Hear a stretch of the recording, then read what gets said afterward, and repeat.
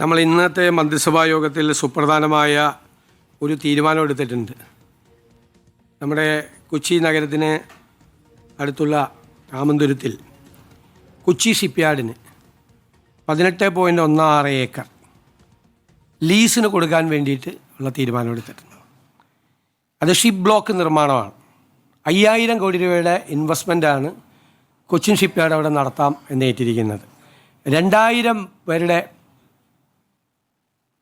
Cochin ഷിപ്പ്യാർഡിന് ship block നിർമ്മാണത്തിന് കൊച്ചിയിൽ 18.16 acre സ്ഥലം കൊടുക്കുകയാണ്. ഇവിടെ നഗരത്തിനോട് അടുത്തുള്ളൊരു തുരുത്തിലാണ് അവിടെ കൊടുക്കുന്നത്. 5000 കോടി രൂപയുടെ നിക്ഷേപം അവിടെ ഉണ്ടാകും.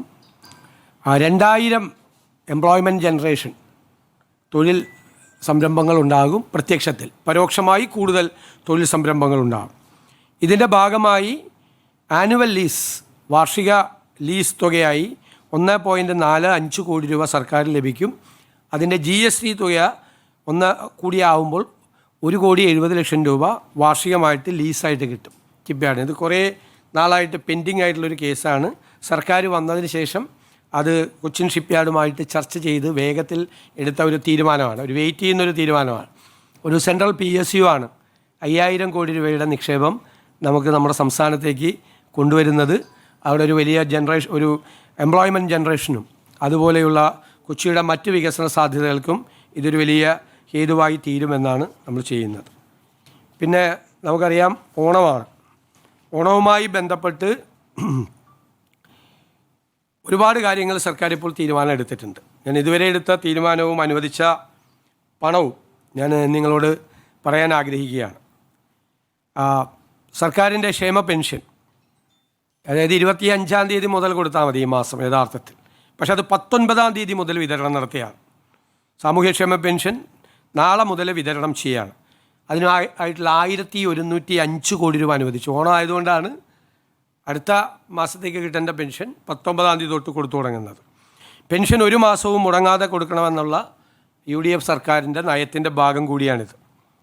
സാമൂഹ്യ സുരക്ഷാ പെൻഷൻ 59,472 ഗുണഭോക്താക്കൾക്കായിട്ട് സംസ്ഥാന വിഹിതമായി 951 കോടി 40 ലക്ഷം അനുവദിച്ചു. ഗുണഭോക്താക്കൾ 59,472. സ്റ്റേറ്റ് ഷെയറാണ് 951 കോടി 40 ലക്ഷം അനുവദിച്ചത്. ക്ഷേമനിധി ബോർഡുകളുടെ പെൻഷൻ സർക്കാരിൻ്റെ ധനസഹായത്തോടുകൂടി പെൻഷൻ നൽകുന്ന 16 ബോർഡുകളിലെ 6.59 ലക്ഷം ഗുണഭോക്താക്കൾക്കായി 130 കോടി 32 ലക്ഷം അനുവദിച്ചു. ഇനി ദേശീയ സാമൂഹ്യ സഹായ പദ്ധതി വാർദ്ധക്യ, ഭിന്നശേഷി, വിധവ പെൻഷനുകളിലെ 8,46,456 പേർക്കുള്ള വിഹിതം കേന്ദ്ര സംസ്ഥാന വിഹിതമായിട്ടുള്ള 24.76 കോടി രൂപ അനുവദിച്ചു. ഓഗസ്റ്റ് 19 മുതൽ വിതരണം ആരംഭിച്ച് അതിൻ്റെ നടപടിക്രമങ്ങൾ പൂർത്തിയാക്കും. സർക്കാർ ജീവനക്കാരുടെയും പെൻഷൻകാരുടെയും ആനുകൂല്യങ്ങളും ബോണസും പ്രഖ്യാപിച്ചു. 630 കോടി 5 ലക്ഷം രൂപയാണ്. അംഗൻവാടി പെൻഷൻകാരുടെ കുടിശ്ശിക നേരത്തെ ഒരു 10 കോടി രൂപ അനുവദിച്ചിട്ടുണ്ടായിരുന്നു. 24 കോടി രൂപ കൂടി അനുവദിച്ചു.